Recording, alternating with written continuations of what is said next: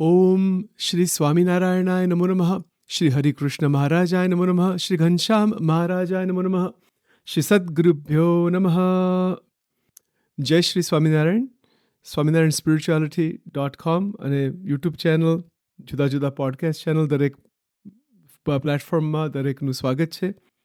પ્રથમ તો પરબ્રહ્મ, પરાત્પર, પૂર્ણ પુરુષોત્તમ, અક્ષરાતીત, અક્ષરધામાધિપતિ શ્રી સજાનંદ સ્વામી મહારાજ, ભગવાન પુરુષોત્તમ નારાયણ એ પોતે જ છે.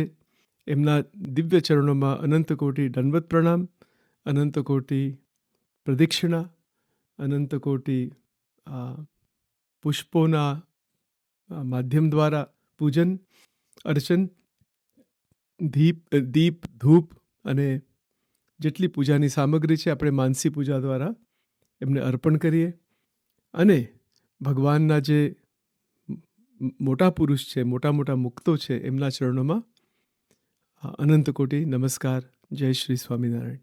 અને એમના આશીર્વાદ લેવા માટે પ્રાર્થના, એમના આશીર્વાદ મળે એવી પ્રાર્થના. તો એ પ્રાર્થના કરીને આપણે વેદરસની અંદર થોડું આગળ વધવા માટે ઈચ્છીએ છીએ. પહેલાં પણ વાત થયેલી ઘણીવાર કે વેદરસ એવો અલૌકિક, મહાઅલૌકિક ગ્રંથ છે. ભગવાન પુરુષોત્તમ નારાયણ એટલે સ્વામિનારાયણ ભગવાન એમની પોતાની જ વાણી છે. આ પોતાનું સ્વરૂપ જ છે, મદવાણી મધુરૂપમ. અને એની જે દિવ્યતા, પરમ દિવ્યતા છે, અને આપણે જેટલું પાન કરી શકીએ ભગવાનની દયાથી અને જીવનની અંદર એમની કૃપાથી, મોટા પુરુષની કૃપાથી, સત્સંગની કૃપાથી, શાસ્ત્રો, ભગવાનના સ્વરૂપ, એ બધું જે છે એ ભગવાન અને ભગવાનના સંત, એમની દયા, કૃપા, એના દ્વારા જ આપણા બુદ્ધિમાં આનો પ્રકાશ પડી શકે અને આવી રીતે જીવન આપણે બનાવી શકીએ કે જીવન ભગવાનની દયાથી બની જાય. કેવું જીવન? કે મુક્ત જીવન. અહીંયા જે સ્ટાર્ટિંગમાં વેદરસમાં જે લીટી આપણે જે જોઈએ છે, આપણે એનાલિસિસ એનું કરીએ છીએ, એ જરા ફરીથી વાંચું છું. મહારાજ એવું કહે છે, સ્વામિનારાયણ હરે, સ્વામિનારાયણ હરે. વળી તે દ્રષ્ટાનો વિચાર જીવન મુક્તના દ્રષ્ટાંતે, જીવન મુક્તના લક્ષણને દ્રષ્ટાંતે કરીને કહીએ છીએ. જે પુરુષોત્તમની મૂર્તિને વિશે, પુરુષોત્તમની મૂર્તિને લક્ષ્ય યુક્ત ને જાગ્રત, સ્વપ્ન ને સુષુપ્તિને વિશે સ્વતંત્ર એવા જે જીવન મુક્ત સંત, તેને જ્યારે જાગ્રતમાં સંકલ્પ થાય છે, ત્યારે તે સંકલ્પને શમાવવા સારું ભગવાનની મૂર્તિને આગળ ધારીને નખથી શિખા પર્યંત સંભાળીને મૂર્તિને વિશે અતિશય લક્ષ્ય કરીને તે સંકલ્પને તે જીવન મુક્ત શમાવે છે. આ અલૌકિક વાક્ય છે. એની અંદર જીવન મુક્તની સ્થિતિનું વર્ણન કરેલું છે કે જીવન મુક્ત સંત જેની અંદર સાધુતા પ્રગટી છે. સાધુ કોઈ કપડાથી સાધુ નથી થતા કે બાહ્ય ચિહ્નોથી, તો ઠીક છે વ્યવહારિક રીતે, અને એ એક માર્ગ પણ છે ત્યાગાશ્રમનો, એનો મહિમા તો બહુ જ છે. પણ સંત એટલે જેની અંદર લક્ષણ સાધુના પૂરા આવી ગયા છે, એને સંત કહેવાય. શ્રી હરિગીતાની અંદર 64 લક્ષણ લખેલા છે. શ્રીમદ ભાગવતની અંદર 39 લક્ષણ લખેલા છે. વચનામૃતના પાને પાને સાધુનો મહિમા છે, સત્પુરુષનો મહિમા છે. બધા જ શાસ્ત્રોમાં, ભગવદ્ ગીતામાં, પરોક્ષના જેટલા શાસ્ત્રો હોય એની અંદર મહિમા છે. સાધુતાનો મહિમા છે. સાધુતા જેવી કોઈ મોટી પદવી નથી. સંતત્વ જેવું કોઈ મોટું ઐશ્વર્ય નથી. ઐશ્વર્ય એટલે કોઈ એવું લૌકિક ઐશ્વર્ય એવું નહીં કે ચમત્કારો કરે. એ સાધુતા એ જ એક ઐશ્વર્ય છે. મોટા મોટું ઐશ્વર્ય એ જ છે. અને જીવનમાં એ જ નથી આવતું. એ સાધુતા આવ્યા વગર આ સ્વતંત્રતા જે મહારાજ કહે છે, જાગ્રત અવસ્થા, સ્વપ્ન અવસ્થા, સુષુપ્તિ અવસ્થા, એની અંદર સ્વતંત્રતા સ્વપ્નમાં પણ કંઈ ગમે ત્યારે આવવાની જ નથી. કોઈ પણ અવસ્થામાં, કોઈ પણ સંજોગે આવવાનું જ નથી. એ સ્વતંત્રતા આવશે જ નહીં. એ પરતંત્ર જ જીવ રહેશે. તો એને જો માયાના આવરણથી બહાર નીકળવું હોય અને સ્વતંત્ર થવું હોય અને ભગવાન જ એક સત્ય છે. ભગવાનના ચરણારવિંદને વિશે જ પરતંત્ર રહેવું હોય, સેવા મુક્તિશ્ચ ગમ્યતામ, એવું જેને કરવું હોય, જેને એવી ઈચ્છા હોય, એ પ્રકારની જે ધામની અંદર પણ મુક્તિ જોતી હોય દિવ્ય શરીર દ્વારા, અને અહીંયા પણ મુક્ત સ્થિતિમાં પ્રવેશ કરવો હોય, તો નિર્ધાર કરવો જોઈએ, લક્ષ્ય બાંધવું જોઈએ કે પુરુષોત્તમ નારાયણની મૂર્તિ જ એક સત્ય છે અને એમના પાસે જ જવું છે. એ જ એક તત્વ સત્ય છે. બીજું બધું ગૌણ છે એના સરખામણીમાં, કમ્પેરિઝનમાં બીજું બધું જ ગૌણ છે. અક્ષરધામ સ્વયં એક બહુ સ્થૂળ ભાષે છે ગોપાળાનંદ સ્વામીની વાતોમાં, ભગવાન પુરુષોત્તમના કમ્પેરિઝનમાં, એના સરખામણીમાં. બરાબર, એના આપણે જે ભગવાન પુરુષોત્તમનું તત્વ કેવું છે અને અક્ષરધામ કેવું છે. અક્ષરધામ તો ચૈતન્ય ભૂમિકા છે, એ દિવ્ય ભૂમિકા છે, પણ એ પણ પુરુષોત્તમ આગળ તો ભગવાન પુરુષોત્તમ નારાયણ આગળ બહુ સ્થૂળ ભાષે છે. આવી રીતે કોઈ એક વાક્ય છે, આવી રીતે ગોપાળાનંદ સ્વામીની વાતોમાં. બહુ સમજવા જેવી વાત છે આ બધી, કે અહીંયા જ્યારે મહારાજ અહીંયા કહે છે કે લક્ષ્ય, આ લક્ષ્ય શબ્દ જે મૂક્યો ને, કે પુરુષોત્તમની મૂર્તિને લક્ષ્યયુક્ત આપણે જે સાધના કરીએ છીએ, બધા સાધક છીએ, બધા ભગવાનના ભક્તો છીએ, કોઈ પણ હોય, ત્યાગી હોય, ગ્રહસ્થ હોય, સ્ત્રી હોય, પુરુષ હોય, બાળક હોય, વૃદ્ધ હોય, કોઈ પણ હોય, સ્વામિનારાયણ ભગવાનના જે આશ્રિત છીએ, આપણે પોતાની અંદર બહુ સચોટ રીતે, બહુ સાચા મનથી, એકાગ્રચિત્ત થઈને અંતર નિરીક્ષણ કરવું જોઈએ કે લક્ષ્ય કેટલું બંધાયું છે, કેટલું લક્ષ્ય બંધાયું છે. અને સેવકે પહેલાં પણ વાત કરેલી કે આ તો વધારે રેકોર્ડિંગ થાય છે પોતાના મન માટે છે, અને આપણે જગત સમક્ષ મૂકીએ છીએ સેવા તરીકે. એમાંથી આશીર્વાદ મળે દરેકના, એમાંથી પ્રેરણા મળે, મનન ચિંતન થાય, એટલા માટે છે. બીજો કોઈ હેતુ નથી આની અંદર. તો મનને પૂછવું જોઈએ, બુદ્ધિને પૂછવું જોઈએ, અહંકાર અને ચિત્તને પૂછવું જોઈએ કે લક્ષ્ય બંધાયું કે નહીં. લક્ષ્ય બંધાયું એટલે શું, એનો મહિમા કેટલો બધો છે. જીવનની અંદર અનેક પ્રકારના લક્ષ્ય છે, અનેક પ્રકારની ઈચ્છાઓ રહ્યા જ કરે છે, પણ જ્યારે ભગવાનનો ભક્ત એકદમ સાચો ભક્ત બની જાય, સાચા દિલથી સાચી નિષ્ઠા ઉગી જાય છે, એને નિશ્ચય થાય છે કે સ્વામિનારાયણ ભગવાન એ પુરુષોત્તમ નારાયણ છે, આવો નિશ્ચય, એને નિષ્ઠા કહેવાય, એને નિશ્ચય કહેવાય, એને ઓળખાણ કહેવાય. એમાં જરાક પણ ન્યૂનતા હશે તો લક્ષ્યમાં પણ ન્યૂનતા રહેવાની. એટલે એક લક્ષ્ય, એક ઈષ્ટદેવ, એક સ્વરૂપનું ધ્યાન, એક સ્વરૂપ ઉપાસ્ય છે, એક જ. અને બીજા બધા જે અવતારો છે, સંતો છે, ભક્તો છે, બધા પૂજનીય છે, એને રિસ્પેક્ટ આપવાનો. મહારાજે પોતે જ વાત કરેલી છે કે પૂર્વે જે અવતારો થઈ ગયા એ પૂજવા યોગ્ય છે, નમસ્કાર કરવા યોગ્ય છે. એનું અર્ચન પૂજન બધું થાય, ભજન કીર્તન બધું થાય, ઉત્સવો પ્રમાણે આપણે જે 5 દેવને માન્ય રાખ્યા, બધું બરાબર જ છે. એ સનાતન ધર્મનો આખો પાયો છે. પણ જે સ્વામિનારાયણ ભગવાનના જે ઉપાસક છે, એનો લક્ષ્ય એટલે પુરુષોત્તમ ભગવાન, અને એ પુરુષોત્તમ ભગવાન પોતે જ મનુષ્ય આકૃતિ ધારણ કરીને આવેલા શ્રી સજાનંદ સ્વામીજી મહારાજ, એટલે સ્વામિનારાયણ ભગવાન.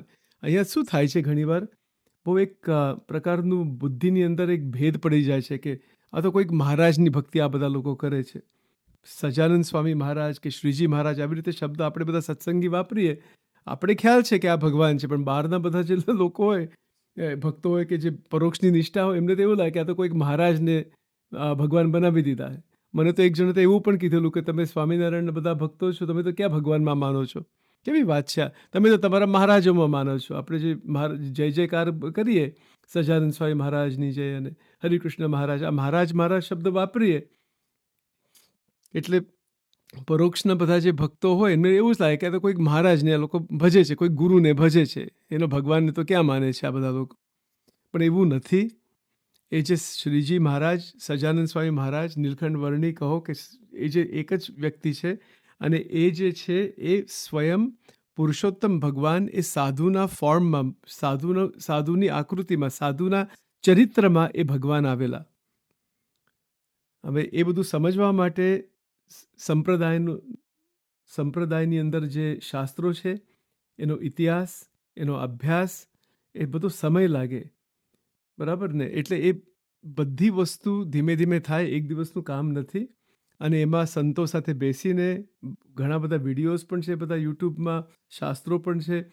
લગભગ 2-3 વર્ષ લાગે એવું મને લાગે છે. એવી રીતે આ સેવકને લાગે છે કે 2-3 વર્ષ તો થાય જ.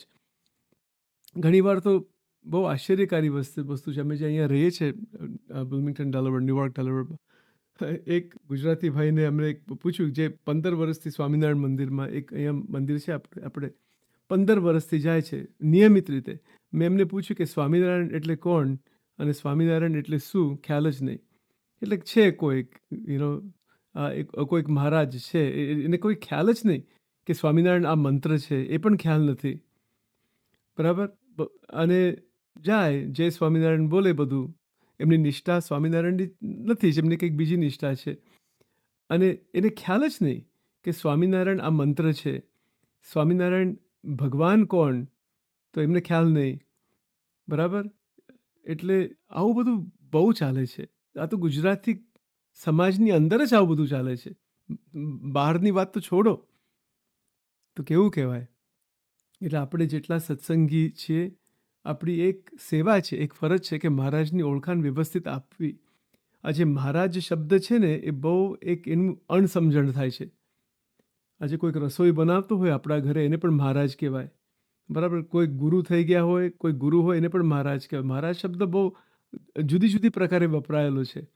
અહીંયા જે રાજાધિરાજ તરીકે છે, એ સહજાનંદ સ્વામી મહારાજ, એટલે એમને ગાદી આપેલી, દીક્ષા આપેલી, એ તો બરાબર છે, એ તો બધું એક ચરિત્ર છે. પણ એની જે ઓળખાણ થવી જોઈએ, એના માટે ભક્ત ચિંતામણી, હરિલીલામૃત, હરિલીલા કલ્પતરુ, સત્સંગી જીવન, આ બધા અલૌકિક સાંપ્રદાયિક શાસ્ત્રોનો અભ્યાસ વ્યવસ્થિત કરવો પડે. ત્યારે ખ્યાલ આવે અને પછી એમાંથી સ્વીકાર થાય કે આ પરબ્રહ્મ છે. એક દિવસનું કામ નથી, આ બહુ અઘરું છે. એટલે અહીંયા જે વેદરસની જે આખી આપણે જે વાત લીધી છે, એ તો જેને આવી જ નિષ્ઠા થઈ ગઈ, જેને આવી ઓળખાણ પણ છે, જે આ માર્ગ ઉપર ચાલ્યા છે, સત્સંગ ગ્રહણ કર્યો છે, તિલક ચાંદલો કરે છે, કંઠી ધારણ કરી છે, નિયમિત પૂજા થાય છે, મંત્ર જાપ થાય છે, જનમંગલના પાઠ થાય છે, સર્વમંગલના પાઠ થાય છે, મંદિરોમાં જાય છે, કોઈનો અભાવ ગુણ લેતા નથી, વચનામૃતનો અભ્યાસ કરે છે, શિક્ષાપત્રી, વચનામૃત, સત્સંગી જીવન વગેરે જે શાસ્ત્રો છે એને એને એને બહુ જ સુંદર રીતે એનો અભ્યાસ કર્યા કરે છે. જેને આવું બધું હોય, બરાબર, અને ઈચ્છા હોય કે છતી દેહે પરબ્રહ્મ પરમાત્માનો સાક્ષાત્કાર કરવો છે, એના માટે છે આ વેદરસ. અને એ ચાલતા હોય એ માર્ગ ઉપર અને આગળ વધી ગયા હોય એ માર્ગમાં, ત્યાંથી તો વેદરસ ચાલુ થાય છે. બરાબર. આજે આ સંકલ્પોની જે વાત છે આખી, કે સંકલ્પને ઓળખવા, સંકલ્પ વિકલ્પને ઓળખવા, જુદી જુદી ઈચ્છાઓને ઓળખવી. મનુષ્યના મગજમાં અસંખ્ય પ્રકારની ઈચ્છાઓ છે, જેની કંઈ ગણતરી જ નથી. એવું એક વચનામૃત છે ફુવારાનું એક દ્રષ્ટાંત મહારાજે આપેલું છે કે આપણા અંતઃકરણમાંથી એટલા બધા સંકલ્પો, વિચારો બધો નીકળતા હોય છે ફુવારાની જેમ. કે કેવું કહેવાય, એને કેવી રીતે શાંત પાડવું. બરાબર. એટલે એ બધું માયાનું કાર્ય છે બધું, એ જેને લઈને જીવાત્માને આ 3 અવસ્થાનો અનુભવ થાય. 3 અવસ્થાનો અનુભવ થાય. તો આજે આપણે સ્વપ્નાવસ્થાની અંદર જે સ્વતંત્રતા છે એનું થોડું મનન ચિંતન કરીશું. આમ તો એ બહુ અઘરું છે અને કેટલું થશે એ બહુ ખ્યાલ નથી. મહારાજની જેવી દયા, કૃપા એ પ્રમાણે આપણે એમને પ્રાર્થના કરીએ કે આપણા બુદ્ધિમાં એ પ્રકાશ પાડે, કારણ કે આ પોઈન્ટ એટલો બધો સૂક્ષ્મ અને એટલો બધો દિવ્ય છે કે સ્વપ્નમાં સ્વતંત્રતા, કે સ્વતંત્ર થઈ ગયા હોય આપણે, બરાબર. જાગ્રત, સ્વપ્નને સુષુપ્તિને વિશે સ્વતંત્ર એવા જે જીવન મુક્ત, એમાં તો હજારો ને હજારો સાયકોલોજીના અને ન્યુરોલોજીના બધા શાસ્ત્રો હોય ને, તો પણ એના આ એક વાક્યના ઇક્વલમાં આવી ના શકે. એટલું બધું પાવરફુલ આ એક વાક્ય છે આ.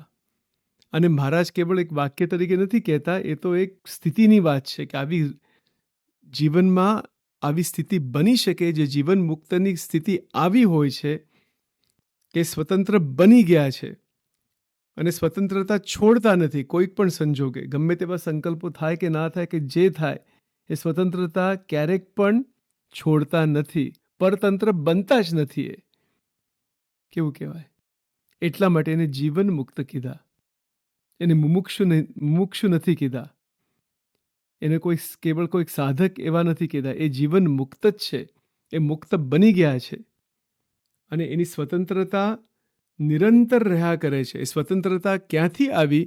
કે ભગવાન પુરુષોત્તમ નારાયણનો લક્ષ્ય બાંધ્યો, અને એવો લક્ષ્ય બાંધ્યો કે એ લક્ષ્ય હલે નહીં, અને અખંડ સંત સમાગમ કરીને, સંત સમાગમ કીજે હો નિશતિન સંત સમાગમ કીજે, માનતજી સંતન કે મુખ સે પ્રેમ સુધારસ પીજે, જે બ્રહ્માનંદજીનું પદ છે, બ્રહ્માનંદ સ્વામીનું પદ છે. સંત સમાગમ ચાલુ ચાલુ ચાલુ ચાલુ કરતા કરતા કરતા આવી રીતે ધર્મ, જ્ઞાન, વૈરાગ્ય, ભક્તિ વધારે વધારે ચારે ચાર ગુણોની વૃદ્ધિ થતી જાય છે. અને જેમ જેમ અંતઃકરણમાં એ ગુણોની વૃદ્ધિ થાય ત્યારે લક્ષ્ય વધારે સ્પષ્ટ થાય. લક્ષ્ય જે છે, ધ્યેય જે છે, ધ્યેય મૂર્તિ છે, કે એ સિદ્ધ થઈ જાય ભગવાનની દયાથી. એ ભગવાન પોતે કૃપા કરે ને કૃપાથી આવે આપણી પાસે. આમાં થાય છે શું કે આપણો અહંકાર સાધનામાં પણ બહુ નડે છે. સાધના, કોઈક પણ પ્રકારની સાધના આપણે કરીએ, 9 પ્રકારની ભક્તિ હોય, તપશ્ચર્યા હોય, જનમંગલના પાઠ હોય, પ્રદક્ષિણા હોય, દંડવત હોય, માળા ફેરવતા હોય, બધા શાસ્ત્રોનો અભ્યાસ કરતા હોય, કે શાસ્ત્રોનું નિરૂપણ કરતા હોય, કે સંતોની બધી વાત સાંભળતા હોય, કે XYZ કોઈક પણ સાધના હોય, એની પાછળ એક અહમ છુપાયેલો છે કે હું કરું છું. બરાબર? આ મોટું અજ્ઞાન છે આ. એટલે સાધનનું બળ છોડવાનું છે અને કેવળ કેવળ કેવળ ઈષ્ટબળ રાખવાનું છે.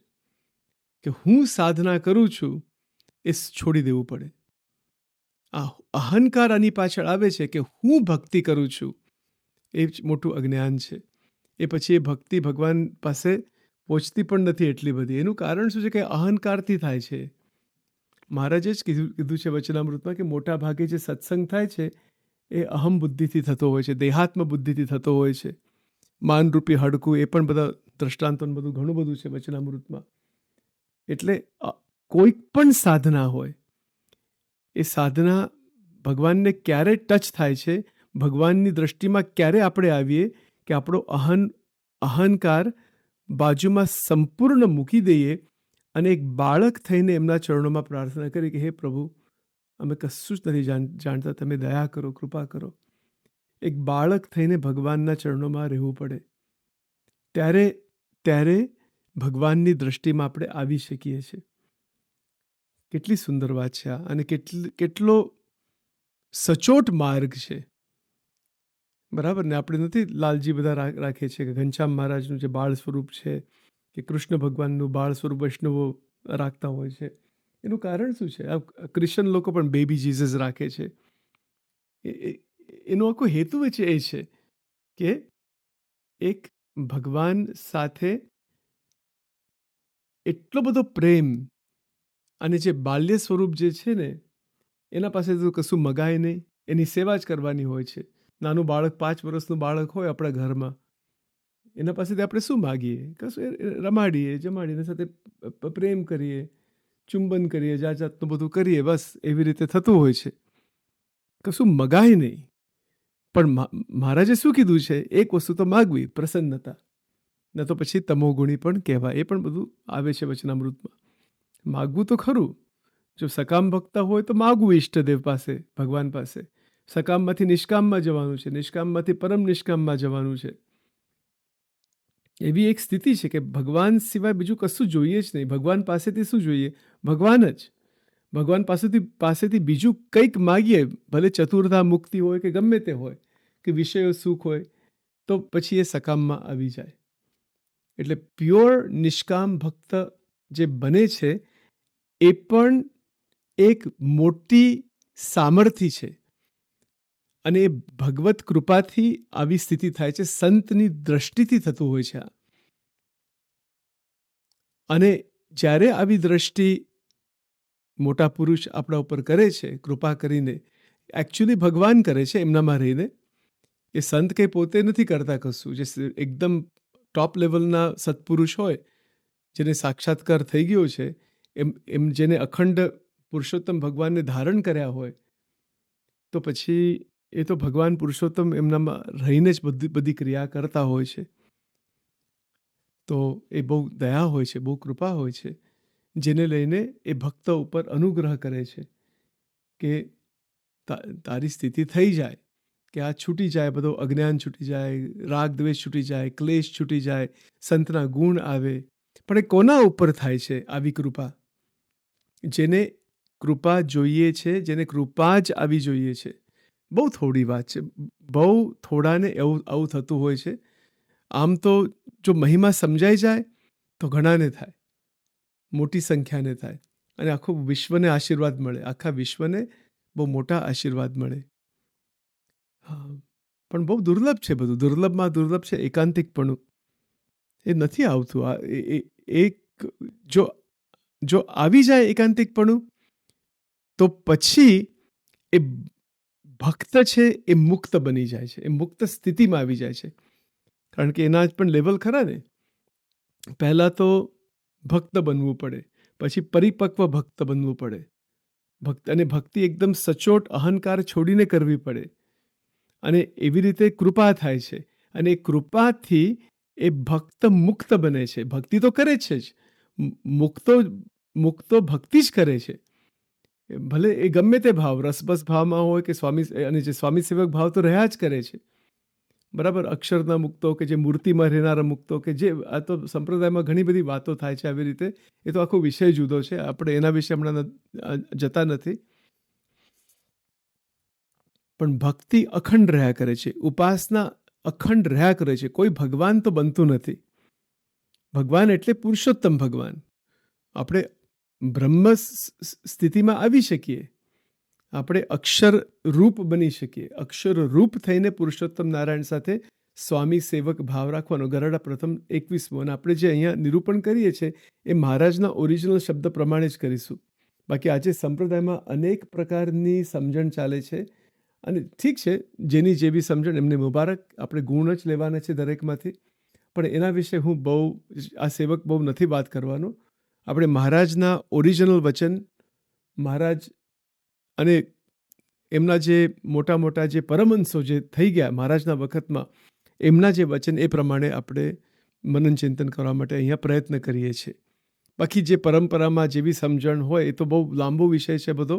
અને એમાં આ જે વેદરસનું જે નિરૂપણ છે એની અંદર એ બધી વસ્તુ આપણે નથી લેવાના, કે જુદી જુદી સંસ્થાઓને કઈ પ્રકારની સમજણ છે. એ જે હોય એ પછી તમે જાઓ જુદી જુદી સંસ્થાઓમાં અને શીખી લેજો એમની પાસેથી કે એમની સમજણ શું છે.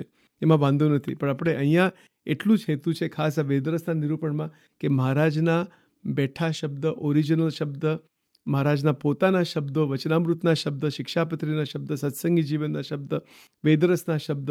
ખાસ તો વેદરસ ઉપર આપણું ફોકસ છે, તો એના ઉપર જ આખું ફોકસ રહેશે.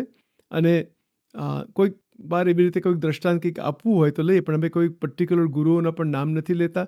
આપણા સંપ્રદાયમાં એટલું બધું અંદર ચાલે છે કે એ તો કંઈક પૂછવા જેવું જ નથી. એટલે એના વિશે પણ કોઈ પ્રવેશ આ રેકોર્ડિંગ્સમાં આવવાનું નથી. દરેકનું આદર છે, દરેકમાંથી ગુણ જ લેવાના છે. અને મહારાજની વેદરસમાં ચોખ્ખી ક્લિયર આજ્ઞા છે કે સત્સંગીનો ગુણ જ લેવો, સંતનો ગુણ જ લેવો. એમાં તો એવું પણ લખ્યું છે કે કુસંગી હોય એનો પણ અવગુણ ના લેવો. બરાબર, દરેકનો ગુણ, એમાં કંઈક સારું છે એ લેવું, બાજુ એ ભગવાન જાણે અને એ જાણે. આપણે કોઈના ગુરુ નથી, આપણે કોઈના આપણે શું કહીએ છીએ કે માથે લીધું નથી કે આપણે બીજાને સુધારવો. હમણાં સચિન બોલે છે ને, મારે એક જ વ્યક્તિને સુધારવાનો છે, આ પોતે જ, અને બીજા બધાના ગુણ લેવાના છે. વિવેકનું વચનામૃત પ્રથમનું 6ઠ્ઠું વચનામૃત છે. એટલે આ પ્રકારની સમજણ અંતરમાં છે આ સેવકની, અને એના આધારે આપણે આગળ જઈએ છીએ. બરાબર, તો હવે આપણે થોડું વધારે આની અંદર મનન ચિંતન કરીએ કે સ્વપ્ન અવસ્થાની અંદર સ્વતંત્રતા એટલે શું. કેવું કહેવાય આ તો તમે કોઈ સાયકોલોજીના બધા પ્રોફેસરોને તમે પૂછો ને, એ લોકોને ખ્યાલ પણ નથી કે આવું કંઈક હોઈ શકે. આખી મનુષ્ય જાત આખી મનુષ્ય જાત આ સ્વપ્ન અવસ્થાની અંદર લપટાઈ ગયેલી છે, બંધાઈ ગયેલી છે. એની અંદર શક્તિનો નાશ છે. આપણા ભગવત શક્તિ જે એમને આપેલી છે પરમાત્માએ, એનો નાશ થઈ જાય છે સ્વપ્ન અવસ્થાની અંદર. સ્વપ્ન અવસ્થામાં આખી એક નવી દુનિયા બને છે. એ કંઠ દેશ દ્વારા થાય છે. એમાં ચક્રોની પણ ઘણી બધી વાત છે. એ બહુ ગૂઢ આધ્યાત્મ છે. પણ આપણે એ સ્વતંત્રતા ઉપર જવું છે. એની બધી પ્રોસેસમાં બહુ જવું નથી હમણાં, કારણ કે મને બહુ ફાવશે પણ નહીં ગુજરાતીમાં. એટલે આપણે જેટલું ફાવશે એટલી એવી રીતે કરીશું. બાકી આ તો સબ્જેક્ટ ટેકનિકલ સબ્જેક્ટ છે બધું, બહુ સાયકોલોજીનો, ન્યુરોલોજીનો. પણ આટલું કહી શકાય મહારાજના વચન પ્રમાણે કે અવસ્થા કોને અનુભવાય છે?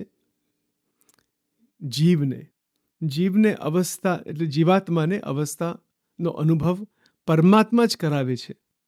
એ પરમાત્મા કેવી રીતે કરાવે છે, એટલે ભગવાન કેવી રીતે કરાવે છે કે એને જે સંસ્કાર જે છે પૂર્વજન્મના, આ જન્મના, કારણ શરીરમાં, સૂક્ષ્મ શરીરમાં, આવી રીતે બધા સંસ્કાર છે, એમાંથી આ સ્વપ્ન સૃષ્ટિ બધી બંધાય છે.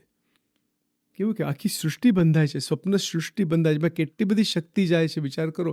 આપણા મગજની બ્રેઇન પાવર. અને જો એ શાંત થઈ જાય, સ્વપ્ન અવસ્થા એકદમ સ્થિર બની જાય, સ્થિરતા આવી જાય, એટલે સ્વપ્ન આવવાના જ બંધ થઈ જાય. વિચાર કરો. એટલે યોગ નિદ્રા એને કહેવાય છે. પણ એ ક્યારે થાય છે એવી રીતે કે જ્યારે આપણે આરામ કરીએ, જ્યારે જાગૃત અવસ્થામાંથી સ્વપ્નમાં, એટલે રાત્રે સૂવા માટે પ્રયત્ન કરીએ કે રાત્રે સૂઈ જઈએ, ત્યારે જાગૃતમાંથી સ્વપ્ન અવસ્થાની it's a transition, this a transition going on. એમાંથી એનો ફેરફાર થાય છે ને. જાગૃતમાંથી સ્વપ્ન આવે છે, સ્વપ્નમાંથી સુષુપ્તિ. પણ ત્યારે ભગવાનની મૂર્તિની અંદર બરાબર વૃત્તિ રાખવી. એટલે જો જાગૃત અવસ્થાની અંદર પોતાની શક્તિનો ક્ષય ના થયો હોય, પોતાની શક્તિ દુરુપયોગ રીતે વપરાઈ ના હોય, અને પંચ ઇન્દ્રિયોનો આહાર વ્યવસ્થિત હોય, ભગવાન સંબંધી, અને જેટલું વિવેકે સહિત બધો આહાર હોય, જેટલું ઘટે તેમ હોય, અને પછી બધું ભગવાનમય બધા કર્મ હોય, અને ભગવાનને અર્પણ કર્યા હોય, તો પછી શું થાય છે કે પછી તૈયારી થાય છે કે એ જે ભક્ત છે એ સ્વપ્ન અવસ્થામાં જાય છે, ત્યારે એ સ્વપ્ન કેવા હોય છે કે એ બધા ભગવાનના અનુભવો હોય છે. આટલું એકદમ પ્રેક્ટિકલ પોઈન્ટ છે આખો. આપણે જ ખ્યાલ આવી જાય કે આપણી સ્વતંત્રતા કેટલી છે અને પરતંત્રતા કેટલી છે. બીજા કોઈને પૂછવા જેવું નથી, બીજા કોઈને ખ્યાલ પણ ના આવે. એમને તો પોતાનું નથી ખ્યાલ આવતો, તો આપણે તો આપણી અંદર જે સ્વપ્નનો ઘોટાળો ચાલતો હોય એ બીજાને કેવી રીતે ખ્યાલ આવે? મોટા પુરુષને ખ્યાલ હોય ભગવાનના, મોટા બહુ અલૌકિક સંતને બધું દેખાતું હોય, પણ બાકી કોઈ બીજાને તો કોઈ પ્રકારનું એમાં કંઈ પૂછવાથી કંઈ બહુ થવાનું નથી. એટલે સ્વપ્ન સૃષ્ટિમાં કેવળ ભગવાન અને ભગવાનના સંબંધમાં જે અનુભવો છે, મંદિરો છે કે ભક્તો છે કે યજ્ઞયાગ છે કે જે ભગવાન સંબંધી જેટલું આવે એની અંદર એટલું સાચું પણ કહેવાય. સાચું એટલે એ ભગવાનની દયાથી આવતું હોય છે. આ પોઈન્ટ ઉપર મહારાજ પોતે વચનામૃતમાં કહે છે કે સ્વપ્ન અવસ્થામાં જાત જાતનું દેખાય, પણ જે ભગવાન દેખાય છે કે અંતઃકરણની અંદર એ પ્રભુ આવે છે. આપણી જેવી ભક્તિ, નિષ્ઠા, સમજણ, એવી રીતે ભગવાન સ્વપ્ન અવસ્થામાં આવે છે. કે કોઈક વાર મંદિરો દેખાય, કોઈક વાર ભક્તો દેખાય, કોઈક વાર અલૌકિક મંદિરો દેખાય, જાત જાતનું બધું હોય છે એની અંદર.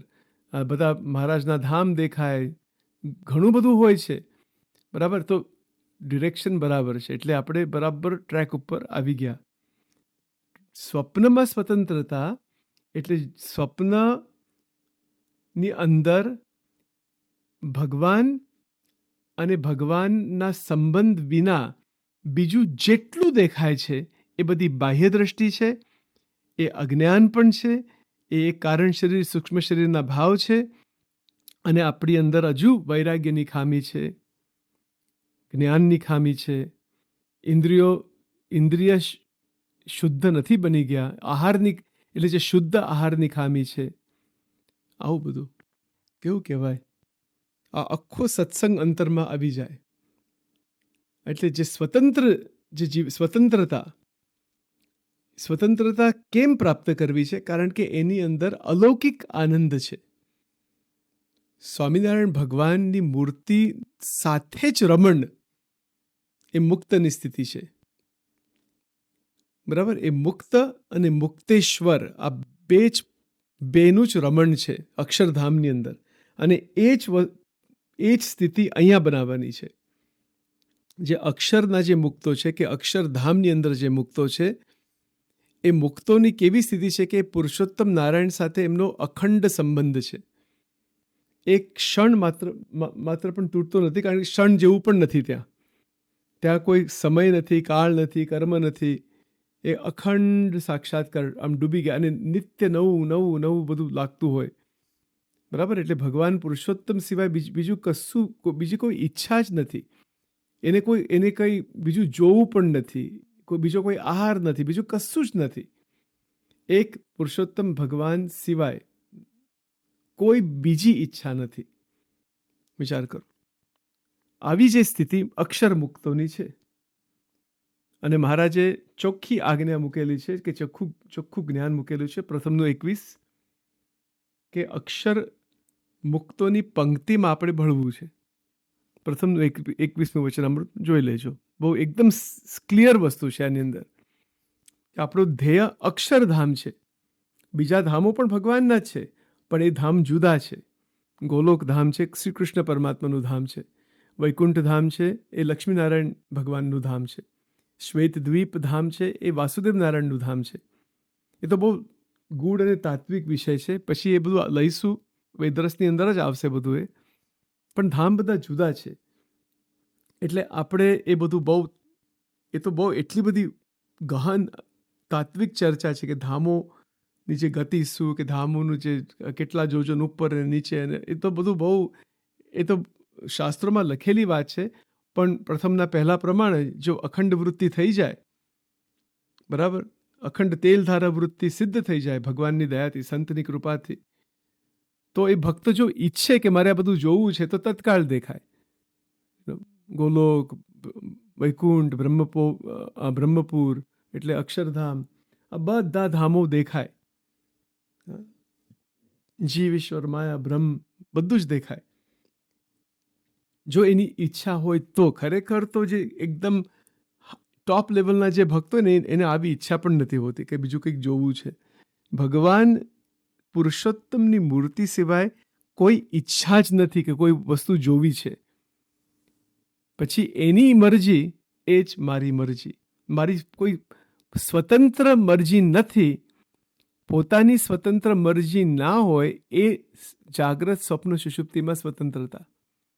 ભગવાનની જ મરજી એ જ મારું જીવન, ભગવાનની ઈચ્છા એ જ મારો પ્રારબ્ધ. આવી બધી સ્વતંત્રતા. એટલે સ્વતંત્રતા કેવી છે કે 3 અવસ્થામાં સ્વતંત્રતા મળી જાય છે. આ સ્વપ્ન અવસ્થામાં બધા ઘોટાળા બંધ થઈ જાય.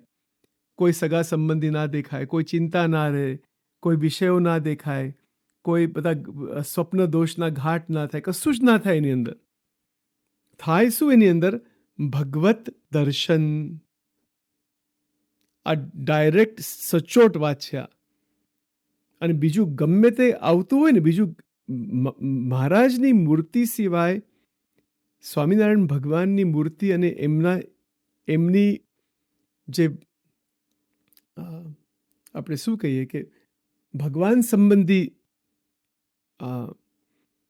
દ્રશ્યો બધા, એના સિવાય ભગવાન અને ભગવાન સંબંધી દ્રશ્યો, પછી સંતો પણ દેખાય કે મંદિરો પણ દેખાય, આ બધું એના સિવાય બીજું કંઈક પણ વસ્તુ આવી જાય ને તો એટલે સ્વતંત્રતા નથી, સંપૂર્ણ સ્વતંત્રતા નથી. આપણે જેમ જેમ માર્ગ ઉપર ચાલીએ ત્યારે અંતઃકરણ શુદ્ધ બની જાય છે. અને જેમ જેમ જેમ અંતઃકરણ શુદ્ધ બની જાય ત્યારે અંતઃકરણ સ્થિર બને છે. એટલે આપણું મન સ્થિર બને છે, એ શાંત બને છે, એ અંતઃકરણ પવિત્ર બને છે, અંતઃકરણ દિવ્ય બને છે, અંતઃકરણ ભગવતમય બને છે. મન, બુદ્ધિ, ચિત્ત, અહંકાર ઠાકુરજીના સ્વરૂપમાં સમર્પિત થઈ જાય છે. આવું બધું થાય. જ્યારે આવું થાય છે ત્યારે સ્વપ્ન અવસ્થાની અંદર સ્વતંત્રતા પ્રાપ્ત થાય છે. અને જો પ્રાપ્ત કરવી હોય, જેને પ્રાપ્ત કરવી હોય અને જેને આ પ્રકારે પોતાનું અંતઃકરણ સમર્પિત કરી દીધું છે, ત્યાર પછી સ્વપ્નમાં કોઈ પ્રકારનો વિક્ષેપ નથી આવતો. અને જે શક્તિ છે, આપણી અંદર જે શક્તિ છે એ સંપૂર્ણ ભગવાનની ભક્તિમાં લાગી જાય છે. કોઈ વિષય ભોગમાં નહીં, કોઈ રાગ દ્વેષમાં નહીં, કોઈ ચિંતામાં નહીં, કોઈ અહમ મમત્વમાં નહીં, કશું જ નહીં. એ શક્તિનો સંચારણ થઈ જાય એટલે એકાગ્રતા થઈ જાય છે. એમાં ગરડા મધ્યનું 8મું વચનામૃત, જ્ઞાન યજ્ઞ યોગ યજ્ઞ કર્યા કરવું, જોઈ લેજો વચનામૃત. એમાં ચોખ્ખી વાત લખેલી છે કે જ્ઞાન યજ્ઞ યોગ યજ્ઞ એટલે આપણી આ સાધના છે. હમણાં જે વાત થાય છે, સચિન આજે સેવક વાત કરે છે, આ એક પ્રકારનું જ્ઞાન યજ્ઞ છે. બરાબર. યોગ યજ્ઞ એટલે ભગવાનની અંદર જોડવું, ભજન કીર્તન મંત્ર દ્વારા, મનન ચિંતન દ્વારા, જનમંગલના પાઠ દ્વારા, સર્વમંગલના પાઠ દ્વારા, એવી રીતે બધા જે મંત્રો સ્તોત્ર બધું જે છે, ભજન કીર્તન જે છે બધું, એ જોડાણ. બરાબર. એ ભગવાન સાથે જોડવું એટલે યોગ યજ્ઞ છે. અને ભગવાનનું મનન ચિંતન કરવું એ જ્ઞાન યજ્ઞ છે. તો યોગ યજ્ઞ અને જ્ઞાન યજ્ઞ નિરંતર કર્યા કરવો. ગરડા મધ્યનું 8મું વચનામૃત. અને એવી રીતે કરતા કરતા પોતાનું સ્વરૂપ જે બ્રહ્મ એ અનુભવાય કે આ હું કોણ છું. એ જ પોઈન્ટ અહીંયા મહારાજ કહે છે. પણ એ જે પોઈન્ટ જે છે કે પોતાનું સ્વરૂપ જે બ્રહ્મ, એનો જે સાક્ષાત્કાર થાય, જેને આત્માનો સાક્ષાત્કાર થાય, જેને બ્રહ્મ એટલે અક્ષર બ્રહ્મનો સાક્ષાત્કાર થાય, કે એની સાથે એકત્વ થઈ જાય. નિજાત્માનમ બ્રહ્મરૂપમ દેહત્રય વિલક્ષણમ. દેહત્રય વિલક્ષણમ એટલે સ્થૂળ સૂક્ષ્મ કારણ. એવી રીતે પણ સમજવું એની સાથે કે જાગ્રત સ્વપ્ન સુષુપ્તિ આ ત્રણથી વિલક્ષણ જ છું હું. જાગ્રત અવસ્થા અનુભવમાં આવે છે, પણ હું એ જાગ્રત અવસ્થામાં જરાક પણ ખેંચતાણ નથી, સ્વતંત્ર બની ગયો છું.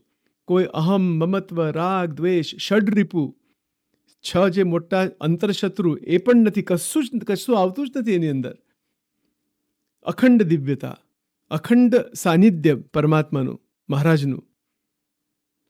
આને કહેવાય જાગ્રત અવસ્થામાં સ્વતંત્રતા. અને જ્યાં સુધી જાગ્રત અવસ્થામાં પૂર્ણ સ્વતંત્રતા નથી મળતી ત્યાં સુધી સ્વપ્ન અવસ્થાની અંદર જે સ્વતંત્રતાનો પ્રવેશ પણ નથી થતો. આ એક સેવકની દ્રષ્ટિમાં છે. એવું કોઈક માને કે સ્વપ્નમાં આપણે પહેલાં સ્વતંત્ર બની જઈએ પછી જાગૃતમાં, નહીં, ક્યારેય નહીં થાય. એ નથી થવાનું, ક્યારેય નહીં થાય. પહેલાં તો જાગ્રત અવસ્થાની અંદર પૂર્ણ રીતે પૂર્ણ ભક્તિ, પૂર્ણ જ્ઞાન, પૂર્ણ વૈરાગ્ય, પૂર્ણ ધર્મ, સત્ય, દયા, બ્રહ્મચર્ય, અહિંસા, બધા જે અલૌકિક ગુણો એના સમૂહ અખંડ દ્રષ્ટિ હોવી જોઈએ. ત્યારે આ જીવન મુક્ત છતિદેહે સ્થિતિ પ્રાપ્ત થાય છે. બાકી એમની એમ જે સત્સંગમાં ફર્યા કરીએ અને પછી સત્સંગ પણ કરીએ એક બાજુ, અને બીજી બાજુ બધું જગતની પણ બધી કંઈક ને કંઈક બધી ઈચ્છાઓ રાખીએ. શ્રીજી મહારાજ કહે છે કે જો 50% ઈચ્છા હોય, 50% એવું હોય કે સત્સંગમાં પણ બહુ પ્રીતિ હોય અને પછી આ જગત સંબંધી ઈચ્છાઓમાં પણ ક્રિયાઓમાં પણ બધી પ્રીતિ હોય. મહારાજના શબ્દ છે કે વાસના બળવાન છે. ધ્યાન રાખવું જોઈએ શ્રીજી મહારાજના શબ્દમાં. આવું કેમ બોલ્યા, આવું કેમ લખ્યું છે વચનામૃતમાં? એક સજાગ કરવા માટે કે આપણે ભક્ત બન્યા તો સંપૂર્ણ જાગૃત, ભગવાનની મૂર્તિમાં જાગૃતિ, એ ભગવાનની મૂર્તિમાં જાગૃતિ એ જાગ્રતમાં કરવાનું છે, એ સ્વપ્નમાં કરવાનું છે, અને પછી એ સુષુપ્તિમાં પણ થશે. એટલે જીવન કેવું બની જાય છે? દિવ્ય, અલૌકિક, મહાઅલૌકિક. આવા કોઈક મુક્તના કોઈક દર્શન કરે ને એને અનુભવ થાય કે આ તો કયા સ્થિતિના છે. એક એના દર્શનથી જ આપણું મન શાંત થઈ જાય. આપણે આશીર્વાદ મળે કેવળ દર્શનથી. મનોમય ચક્રની ધારા જ્યાં કુંઠિત થઈ જાય ત્યાં કલ્યાણ ઈચ્છવું. રાઈટ? સારંગપુરનું છે વચનામૃત. કેવું કહેવાય? ધીસ ઇઝ આને કહેવાય સ્થિતિ. એટલે સ્વપ્ન અવસ્થામાં સ્વતંત્રતા. આ તો કેટલી બધી કૃપા, દયા, અનહદ કૃપા છે આ વેદરસ. એટલે આ એક લીટી ઉપર આપણે આ સેવકને ઇંગ્લિશમાં જો કરવું હોય ને નિરૂપણ, એમાં પાંચ જન્મ જાય. 5 કલાક નહીં કે 500 વર્ષ નહીં, 5 જન્માંતર જાય. આ એક લીટીની વ્યાખ્યા કરવી. એનો કોઈ અંત જ ના આવે, કારણ કે એનું એટલું બધું એ અવસ્થા બને છે કેવી રીતે, એ બનાવે છે ભગવાન કેવી રીતે, એની પ્રોસેસ એટલી બધી અલૌકિક પણ છે અને સાયન્સના વિજ્ઞાનના દ્રષ્ટિથી પણ ઘણું બધું સંશોધન થયું છે. એ આખો વિષય જ મહાન વિષય છે. પણ મહારાજે કેવી કૃપા કરી કે જે સમજણ બહુ અઘરી છે, જેનું આમ સંશોધન એટલું બધું અઘરું છે, મહારાજે એકદમ સીધું કરી દીધું કે મૂર્તિ પોતાની મૂકી અહીંયા. મૂર્તિ એટલે મૂર્તિમાન આવી ગયા. જે અક્ષરધામમાં જે પરબ્રહ્મ 16 વર્ષ જે શું કહેવાય કે જે કિશોર મૂર્તિ જે છે, 16 વર્ષની આયુની જેમ કિશોર મૂર્તિ જે છે, એ જ મનુષ્ય વિગ્રહ ધારણ કરીને અહીંયા આવ્યા. અને આજે સંતમાં પણ છે, અષ્ટ પ્રકારની મૂર્તિમાં પણ છે, શાસ્ત્રોમાં પણ છે, અને જે ભક્તો આચાર્ય મહારાજમાં માનતા હોય તો એમની અંદર પણ કાર્ય કરતા હોય છે મહારાજ. એવી રીતે પણ સમજી શકાય. બરાબર? એટલે બધાના નિયમ ધર્મ ને બધું હોય છે. એવી રીતે જેટલા આપણે રહીએ એટલું સારું, ને તો પછી એ કંઈક બીજું જ કંઈક થઈ જાય. એટલે આખો સબ્જેક્ટ જુદો છે. છોડો, એ વાત જ છોડો. પણ પોઈન્ટ આટલો છે કે ભગવાન દરેકમાં રહેલા છે. ભગવાન અહીંયા મનુષ્ય સ્વરૂપ ધારણ કરીને અહીંયા આવ્યા છે, અને એ હજુ પ્રગટ અને પ્રગટ અને પ્રગટ જ છે. એ ગયા નથી. ભલે એમને લક્ષ્મીવાડીમાં શરીરનો જે અગ્નિ સંસ્કાર થયો છે, ત્યાં મંદિર છે, આ ગરડામાં જે લક્ષ્મીવાડી છે ત્યાં, પણ એ ગયા નથી. એ શાસ્ત્રો દ્વારા છે, મંદિરો દ્વારા છે. મંદિરોમાં જે મૂર્તિ છે એ ભગવાન જ છે. બરાબર? જે લોકો આચાર્ય મહારાજમાં બહુ માનતા હોય તો આચાર્ય મહારાજ દ્વારા સેવા, એટલે એ સેવક છે બધા. એ મહારાજની એવી આજ્ઞા છે, તો દેટ્સ ઓલ્સો ફાઇન. ઘણી એવી સંસ્થાઓ છે કે આચાર્યમાં નથી માનતા તો પછી સંતમાં માને છે. જે હોય, આપણે એ ચર્ચામાં જવું નથી. પણ સેના ઉપર ફોકસ રાખવાનું છે કે ભગવાન પુરુષોત્તમ નારાયણ. અને એ આવ્યા, એમને પોતાનો મંત્ર આપ્યો, પોતાની મૂર્તિ પધરાવી વડતાલની અંદર, 6 મંદિરો બાંધ્યા. પછી આજે પરંપરાઓ અનેક છે,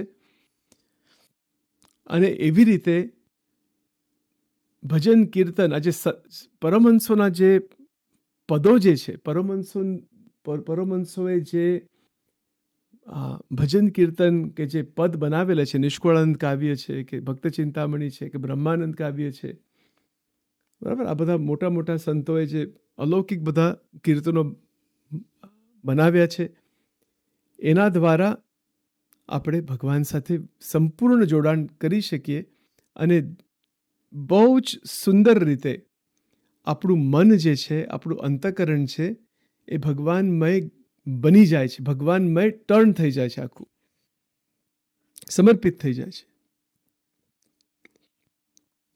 પણ આ તો વાત કેવી છે કે અત્યંત વિવેક હોવો જોઈએ જાગ્રત અવસ્થામાં, કે શું અંતઃકરણમાં હોવું જોઈએ, શું ના હોવું જોઈએ, શું રાખવાનું છે, શું નથી રાખવાનું. એ ઇન્દ્રિયો દ્વારા અંતઃકરણમાં જે અનુભવ પ્રવેશ થાય છે એના ઉપર સજાગતા હોવી જોઈએ. પ્રથમનું 18મું, જો એ ના હોય તો મુક્ત થઈ જ ના શકે કોઈ.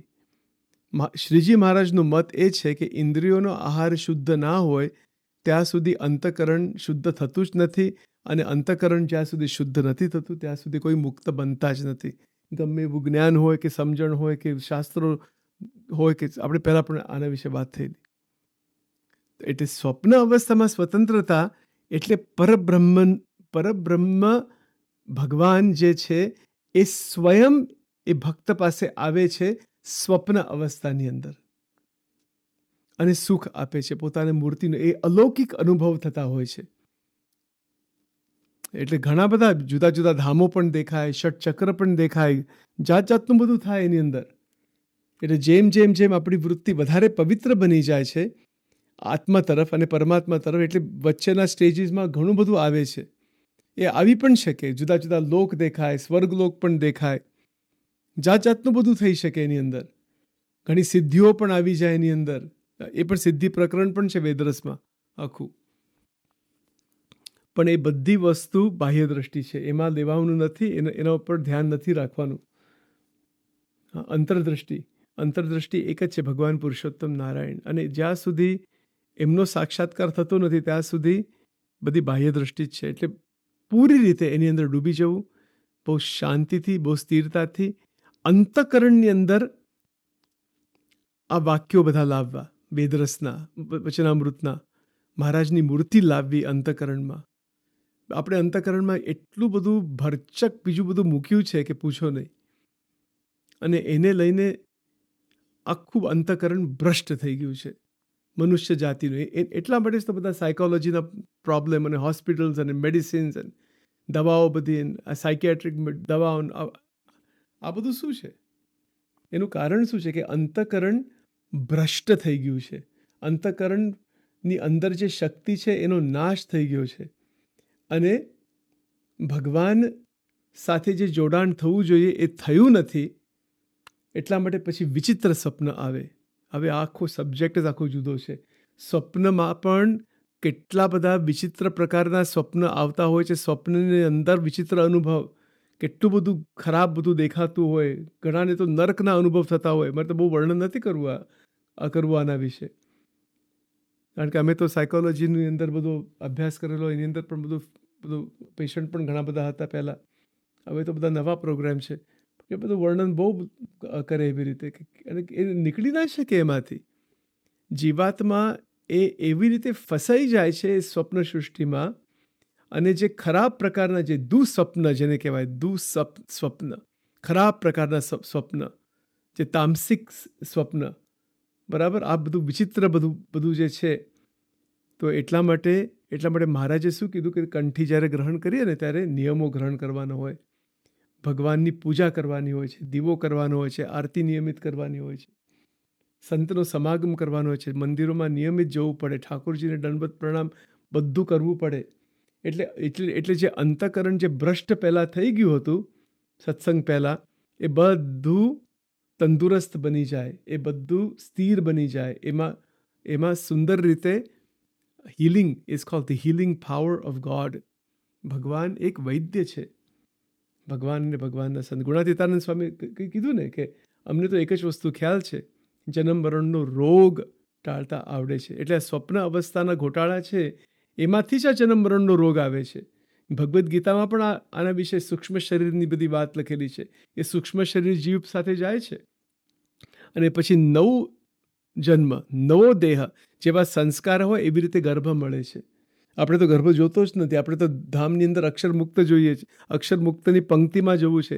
એક જ લક્ષ્ય રાખવાનું છે, પુરુષોત્તમની મૂર્તિ અને અક્ષર રૂપ થઈને પરબ્રહ્મની ભક્તિ, કે અક્ષરધામના જે મુક્ત એની પંક્તિમાં ભળી જવું છે. બસ પતી ગયું. એક મહામાયાને ક્રોસ કરીને ધામની અંદર જવું છે. પછી અક્ષર મુક્ત કહો કે ધામ કે મૂર્તિની અંદર રહેનારો મુક્ત કહો, કે જે શબ્દ વાપરવો હોય તમારે વાપરો, પણ એ મહામાયાને ક્રોસ કરો પહેલાં. અને એક મહામાયાને કોઈ ક્રોસ કરી જ ના શકે.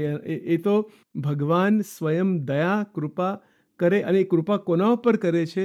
જેને એ કૃપા જ જોઈએ છે, જેને ખરેખર મુક્ત થવું જ છે.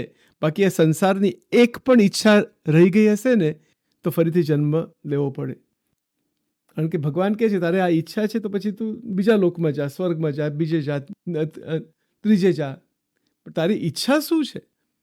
એટલે જીવનની અંદર આપણે જે ભક્તો છીએ એ સ્ટેજમાં આવી શકીએ કે કેવળ કેવળ કેવળ શ્રીજી મહારાજ સ્વામિનારાયણ ભગવાનની પ્રસન્નતા એ જ જીવન, અને બીજી કોઈ ઈચ્છા નહીં, ચતુર્ધામ મુક્તિની પણ નહીં, કોઈ સિદ્ધિઓની નહીં, જુદા જુદા ધામો જોવાની પણ નહીં, કશું જ નહીં. એક પુરુષોત્તમ નારાયણની અખંડ સેવા. સેવા મુક્તિશ્ચ ગમ્યતામ, તત્ત બ્રહ્માત્મન કૃષ્ણ સેવા મુક્તિશ્ચ ગમ્યતામ.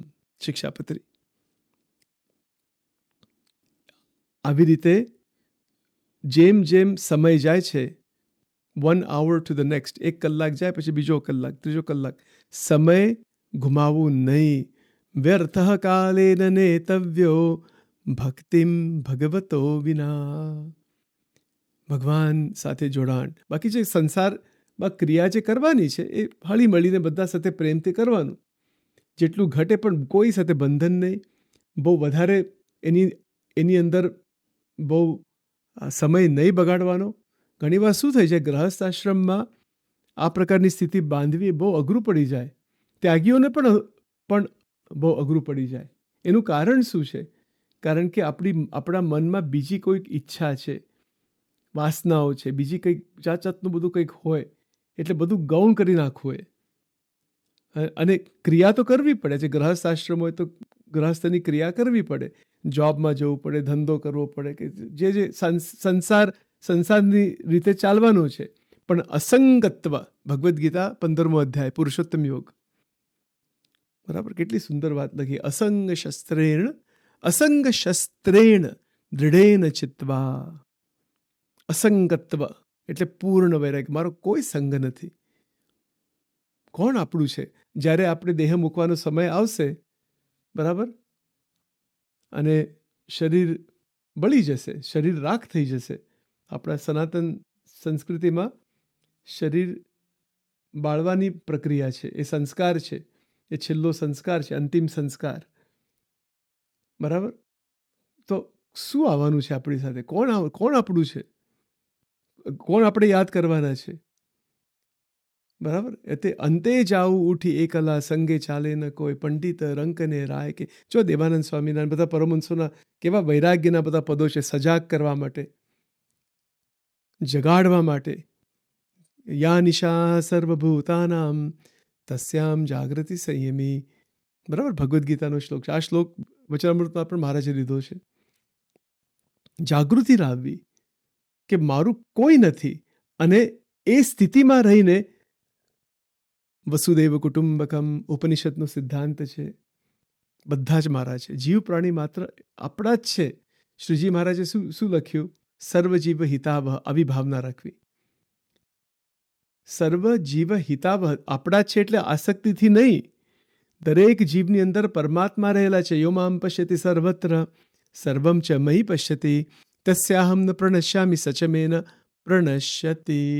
વિદ્યા વિનય સંપન્ને બ્રાહ્મણે ગવિહસ્તિની શુનિ ચૈવ શપાકે ચ પંડિતા સમદર્શિનઃ. આ 2 શ્લોક ગીતાજીના બહુ પ્રિય છે આ સેવકને.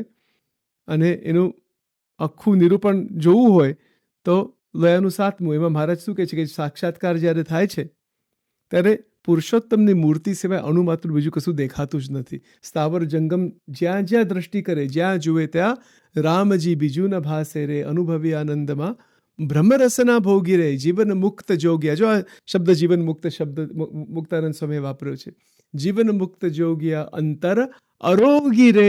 કેટલી સુંદર વાત છે. અંતર અરોગી, રોગ મટી ગયા છે. ઔષધ, એક ભજન પણ છે કે ઔષધ પાયા, એવું કંઈક ભજન છે. એના શબ્દ મને હમણાં યાદ નથી આવતા. આવી રીતે છે આ બધું. દવા છે આ મોટી. કોને ખ્યાલ છે આ બધું? અને એમની એમ જીવન ખલાસ થઈ જાય. પણ ધ્યાન રાખો, ભગવાન સ્વામિનારાયણનું અવતરણ અહીંયા થયું. એમને જે મુક્તો લાવ્યા, આજે જેટલી પરંપરા છે દરેકનો આદર કરવો. ક્યારેક પણ ભગવાન અને ભગવાનના ભક્તનો અવગુણ લેવો જ નહીં. એ માર્ગ જ ખોટો છે. સમજણ અનેક પ્રકારની હોય, જુદું જુદું કેટલું બધું ચાલતું હોય. જેમ ઘટે વ્યવહારિક રીતે એ કરવું પણ પડે, એવું નથી. પણ અંતઃકરણની અંદર સારા ગુણો જ લેવાના દરેકના. ક્યારેક પણ કોઈનો પણ દોષ અંતરમાં પ્રવેશ ના થવો જોઈએ. દોષ આપણે ખ્યાલ આવી જાય કે જે કરે છે કે ખોટું થાય છે, આમ છે તેમ છે, આપણે દ્રષ્ટિમાં આવે ખરું, પણ એ અંતરમાં લાવવાનું નહીં. અંતરમાં કેવળ કેવળ કેવળ કેવળ કેવળ પુરુષોત્તમની મૂર્તિ, એના સિવાય કશું જ નહીં. એના સિવાય કશું જ નહીં. અને જ્યારે આવું થાય છે ત્યારે લક્ષ્ય બંધાયો કહેવાય. અને જ્યારે આવો લક્ષ્ય બંધાય છે અને અખંડ મનન ચિંતન ભજન કીર્તન જાગૃત અવસ્થાની અંદર ભગવાનમય બની જઈએ, ત્યારે પરમાત્મા જીવાત્માની ઈચ્છા જુએ છે કે ખરેખર હવે બધી ઈચ્છાઓ મારા તરફ જ છે, તો હવે હું સ્વપ્નમાં એને સ્વપ્ન અવસ્થા પણ બનાવશે, પણ એ પોતે જ આવશે ત્યાં. આ પણ એક નિર્વિવાદ વાત છે. નિર્વિવાદ 100% ગેરંટી આ વાત છે. ઘણીવાર લોકો કહે છે કે મને ભગવાનને જોવા છે. ભગવાનને જો વેદરસમાં એની ટેકનોલોજી મૂકી છે. વેદરસમાં ટેકનોલોજી છે. આ બધી એક કરામત છે દિવ્ય, અને ગેરંટી આપેલી છે મહારાજે. કારણ કે ભગવાન આવશે જ એની અંદર. અને એવી રીતે કરતાં કરતાં જેમ જેમ જેમ સ્વતંત્રતા પ્રાપ્ત થાય એ આપણે પછી આગળ જોઈશું. તો મહારાજ કહે છે કે પોતાનો જે આત્મા જે છે તે આત્માને વિશે પોતાપણું, એટલે હું આત્મા છું એવી રીતે પોતાપણું માને અને આ દેહને ખોટો માને. એટલે હું ખરેખર કોણ છું એવી આત્મનિષ્ઠા સખત પ્રાપ્ત થાય છે. અને પછી એમાંથી આત્મદર્શન થાય. આત્મદર્શનથી પછી સમ્યક આત્મદર્શન થાય. અને સમ્યક આત્મદર્શનમાંથી પછી અખંડ આત્મસત્તા રૂપની જે સ્થિતિ છે એ પ્રાપ્ત થાય છે. એ પણ પછી આગળ બધું જોઈશું, બધા રેફરન્સીસ આગળ જેમ આવશે ત્યારે. હવે આ વાત જ બધી એવી છે ને, આ બંધ થાય એવું જ નથી. આ એક પછી એક અખંડ ચાલુ રહ્યા કરે. આવી બધી દયા છે મહારાજની, ખરેખર કૃપા. બાકી આ જે વિચારો જે આવ્યા, આ સેવકને બહુ પ્રતીતિ છે કે જે બોલાયું છે એ મહારાજની પ્રેરણાથી બોલાયું છે. અને જે બોલાયું છે એ સત્ય જ છે. સચિન કહે છે એટલા માટે નહીં, પણ તમે શાસ્ત્રોની અંદર જુઓ કે આ જે પોઈન્ટ્સ બધા છે આ રેકોર્ડિંગમાં મૂક્યા છે, એ એક પોઈન્ટ ખોટો નથી. અને એનું કારણ શું છે કે એ બધા મહારાજના જ વિચારો છે. આપણે તો કેવળ નિરૂપણ મનન ચિંતન કરીએ છીએ. આપણે પોતાનું કશું જ નથી આની અંદર. બરાબર, પોતાનું કશું રાખવાનું જ ના હોય. કારણ કે ભગવાન અને ભગવાનના પરમહંસે બધું જ આખું ભરચક આપી દીધું છે, કંઈ બાકી જ નથી રાખ્યું. તો પોતાનું કંઈક નથી કહેતા ગુજરાતીમાં કે દોઢ ડાપણ કરીને વધારે મિક્સ કંઈક કરવું, એને કંઈ કરવાની જરૂર જ નથી. એમને સંપૂર્ણ આપેલું છે. કેવળ હવે રસ પીવાનો છે. જેવી રીતે સરસ મજાનો શેરડીનો રસ નીકળ્યો હોય મશીનમાંથી, તો એ જે આમ બે પાર્ટ થઈ ગયા ને, કે જે રસ એક બાજુ નીકળે અને બીજું જે પાર્ટ છે બધો, જે પ્લાન્ટનો પાર્ટ, જે ખ્યાલ નહીં એનું નામ શું છે, જે શેરડીનો, એટલે જે રસ છે એક બાજુ નીકળે છે અને બીજું બધું જે નકામી બધી વસ્તુ બીજે નીકળે છે. બરાબર, એટલે આવી રીતે વેદરસ એટલે આ શેરડીનો વચલો ભાગ, ગુણાતીતાનંદ સ્વામી કીધું, પૂર્ણ રસ નીકળ્યો છે. જેવી રીતે એ મશીન હોય ને, શેરડીનું મશીન, એ આ મશીન છે. આ જે મનન ચિંતન આપણે કર્યા કરીએ છીએ એ મશીન છે, જેને લઈને આપણું અંતઃકરણ શુદ્ધ બની જાય અને એમાંથી જ એની અંદર જે આત્મતત્વ છે, અને આત્માની અંદર જે પરમાત્મા તત્વ છે એ શેરડીના રસની જેમ છે કે એનો અખંડ અનુભવ, ભગવાનની મૂર્તિ એટલે ભગવાન આનંદ કંદ છે, એનો અખંડ અનુભવ થાય. એમાં જ્યારે જેવી રીતે શેરડીનો રસ પીએ આપણે, ત્યારે એ જે પ્લાન્ટનો જે પાર્ટ, બીજો બધો પાર્ટ હતો, શું કહેવાય એ મને એક્ઝેક્ટલી એનું ગુજરાતી ખ્યાલ નથી. The stock in the English we can say STALK. એ બધું રસહીન થઈ ગયું હોય છે. એવી રીતે આ જગત છે એ ખરેખર એની અંદર પરમાત્માનો વાસ છે, એટલા માટે બધું સરસ લાગે છે. પણ એ પરમાત્માને જ જોવાની દ્રષ્ટિ એટલે બ્રહ્મ દૃષ્ટિ કહેવાય, દિવ્ય દૃષ્ટિ કહેવાય. જડ ચૈતન્યમાં પરમાત્મા જ રમ્યા કરે છે. જેવી રીતે શેરડીની અંદર શેરડીનો રસ જ રહે છે. શેરડીનો રસ આપણે જોઈએ છે, શેરડી નથી જોતી, શેરડીનો રસ જોઈએ છે. એવી રીતે જગતના જેટલા અનુભવો છે એની અંદર પરમાત્માનું અસ્તિત્વ છે ને છે. આપણી અંદર છે, બહાર છે, બધે છે. એ ઈશાવાસ્યમ ઇદમ સર્વમ, ઉપનિષદના જે મોટા મોટા મહાવાક્યો એ પણ વેદરસમાં લીધા છે. અને વેદરસમાં જે ક્રાઇટેરિયા મૂકે છે કોના મુખથી મહાવાક્ય સાંભળવા, એ તો આખી વાત જ બહુ જુદી છે. આ સ્ત્રી ધનની બધી આસક્તિ રાખીને બધા ગુરુઓ ફરે છે. મહારાજે તો ટોટલી કેન્સલ કરી દીધા છે બધાને, XYZ. સ્ત્રી અને ધન એની અંદર જેને આસક્તિ છે એના મુખથી આ મહાવાક્ય સાંભળવાના છે. એના પાસે મહાવાક્ય શું છે ખ્યાલ પણ નથી, કેવળ બોલ્યા કરે બધી વસ્તુ.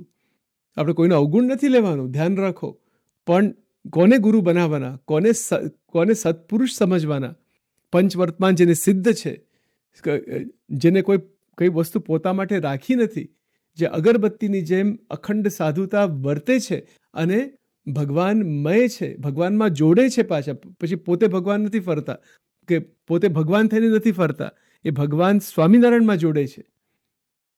એને સંત કહેવાય, બરાબર? એટલે રિયલ સંત એને કહેવાય. પોતામાં ના જોડે, એ ભગવાનમાં જોડે. પોતામાં ભગવાન છે એ વાત બરાબર છે દરેકમાં. એટલે સંત એવું કોઈક વાર બોલે પણ ખરા કે અમારામાં જ, કે અહીંયા જ છે, પણ એ તો એક સ્થિતિની વાત હોય, અથવા કોઈક બીજું કોઈક હેતુ હશે, એ મહારાજ જાણે. પણ ભગવાન એ ભગવાન છે, સાધુ ભગવાન નથી, અક્ષર બ્રહ્મ ભગવાન નથી.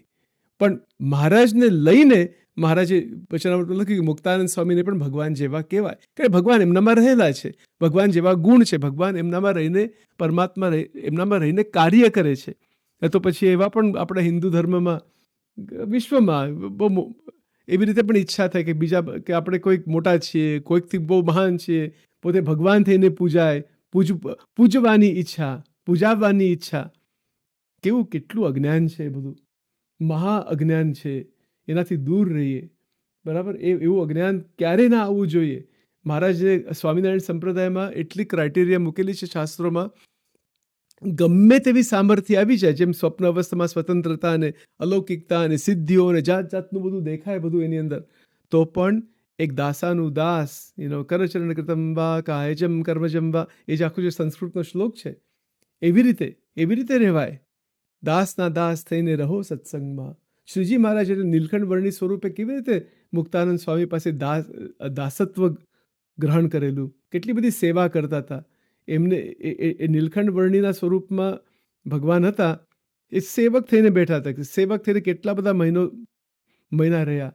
એ નીલકંઠ વર્ણીનું ચરિત્ર બહુ સમજવા જેવું છે. એટલે બહુ આ વાત, આધ્યાત્મની આખી વાત જ જુદી છે, ટોટલી વાત જુદી છે. અને આ જગતની વાત, જેવી રીતે શેરડીના જે થોતા, આઈ થિંક થોતા કહેવાય કે એવું કંઈક કહેવાય છે, સ્ટોક STALK, અને રસ એ જુદા છે. શેરડીની અંદર રસ છે, એ રસ સામુ દ્રષ્ટિ આપણી જોઈએ, અને એના માટે મશીન જોઈએ. એ મશીન છે આ શાસ્ત્રો, ભગવાનના સંતો, આપણો સદવિચાર. જે સદવિચાર એ શાસ્ત્રો અને ભગવાનની મૂર્તિ આપણી અંદર આવી જાય એટલે બધું ચોખ્ખું થઈ જાય અને સેપરેટ થઈ જાય. એને આપણે વિવેક કહીએ, આત્મા અને અનાત્માનો વિવેક. સારંગપુરના જે વચનામૃતો છે એની અંદર આ બધી વાત લખેલી છે કે આત્મા અને અનાત્મા, અનાત્મા શું છે અને આત્મા શું છે. આત્માનો ગુણ, એક પણ ગુણ, આત્માનો ગુણ દેહમાં નથી, અને દેહના એક પણ ગુણ આત્મામાં નથી. એ ટોટલી જુદું છે, સંપૂર્ણ જુદું છે. અને એને પછી આપણે આગળ જોઈશું મહારાજની દયાથી કે આત્મસત્તા એટલે શું. કે અમદાવાદનું પહેલું, બીજું કે ત્રીજું, અમદાવાદના જે 3 જે વચનામૃત, આમ તો 11 વચનામૃત કહેવાય છે, પણ વડતાલ સંસ્થામાં જે 3 વચનામૃત માન્ય રાખેલા છે, અમદાવાદ સંસ્થામાં 11 માન્ય રાખેલા છે. કે 11 આર ટોટલ 11 જે વચનામૃત છે અમદાવાદની અંદર. પણ એની અંદર એ લખેલું છે કે આજે આત્મસત્તા, આત્મસત્તા રૂપે વર્ત્યાનું આ શબ્દ આવે છે, વચનામૃતમાં આવે છે. અને ગોપાલ સ્વામીની વાતોમાં પણ, ગુણાતીતાનંદ સ્વામીની વાતોમાં પણ, પરમહંસના ઘણા બધા આખ્યાનોમાં પણ બહુ જ બધું આવે છે આની અંદર, કે આત્મસત્તા રૂપે કેવી રીતે જીવવાનું છે. એ તો ત્યાં સુધી લઈ જવા માટે આજે સ્વતંત્રતાની જે વાત છે, જાગ્રત સ્વપ્ન સુષુપ્તિની જે સ્વતંત્રતા જે છે, એટલે આપણે આત્મસત્તા રૂપે વર્તી શકીએ, રહી શકીએ. અને પછી મહારાજ એવું કહે છે કે એની અંદર, કે આવી સ્થિતિ પ્રાપ્ત થઈ ગઈ હોય તો એની અંદર જો સંકલ્પ થાય તો સંકલ્પ ક્ષમાવી નાખે છે મુક્ત, ત્યાં જ સંકલ્પ ભેળા ભળી જ નથી જતા, બિલકુલ નહીં. એ પુરુષોત્તમની મૂર્તિને આગળ રાખીને નખથી શિખા પર્યંત ચિંતન કરીને સંકલ્પને શાંત પાડી નાખે છે ટોટલી, ત્યાં જ. એટલે બહુ સમય પણ નથી લાગતો. એ સંકલ્પ ભેળા તો ભળતા જ નથી, મુક્તપણું જતું જ નથી, સ્વતંત્રતા જતી જ નથી, પણ સંકલ્પો હજુ આવી પણ શકે આની અંદર. એટલે જીવન મુક્તની અંદર પણ સંકલ્પ જો આવે તો એટલે એ સંકલ્પના આધીન નથી બની જતા. આ એક અત્યંત રહસ્યમય પોઈન્ટ છે આની અંદર. અને પછી એ જીવન મુક્તથી પણ આગળની સ્ટેજ છે વિધેય,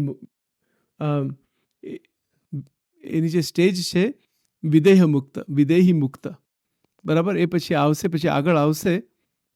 એમાં જે ભેદ દૃષ્ટિ, કૃત્ય દૃષ્ટિ, અભિમાન દૃષ્ટિ, આ જે બધી વ્યાખ્યા શ્રીજી મહારાજ કરશે પછી આગળ આની અંદર, એ બધું બહુ હવે કેવી રીતે બધું આ કહેવું, પણ એ એક સ્ટેજ આગળનો સ્ટેજ છે, બરાબર. એટલે જીવન મુક્તપણું અને વિદેહી મુક્તપણું, તો એમાં શું ફરક છે, શું તફાવત છે, એ તો આગળની પણ વાત છે.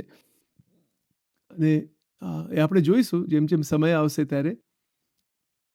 હા, તો એટલે હું હમણાં જોતો હતો આની અંદર કે અવગુણ લેવાનું નુકસાન શું છે, કે ભેદ દ્રષ્ટિ, કૃત્ય દ્રષ્ટિ, અભિમાન દ્રષ્ટિ, અને એ મહારાજ કહે છે કે એ ભેદે કરીને જીવન મુક્તપણું રહે છે, અને વિદેહ મુક્તપણું નથી આવતું તે સારું.